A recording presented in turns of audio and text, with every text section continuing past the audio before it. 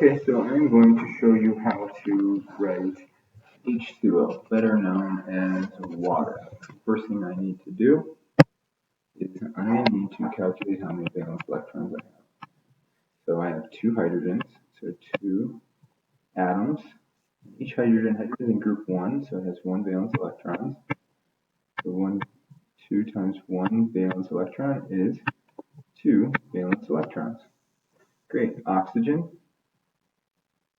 I have one atom times oxygen is in group 16, so times 6 valence electrons equals 6.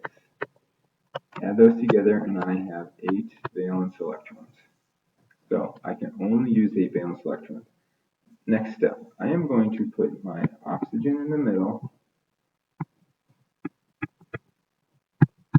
because this the one I only have one of it. Next, I'm going to add 6 to my outside atoms, unless it's hydrogen. Because this is hydrogen, I am not going to add 6 outside atoms, because hydrogen can only hold 2. So I'm going to put any leftover atoms on the center atom. So how many leftovers do I have? Well, let's see. 2, 4. I've used 4. I have to use 8 in total. So 5, 6, 7, 8. Great. Once all of these have a full octet, or in the case of hydrogen has 2, then I'm done. So let's check hydrogen. 2, good. This hydrogen, 2, good. Oxygen, 2, 4, 6, 8.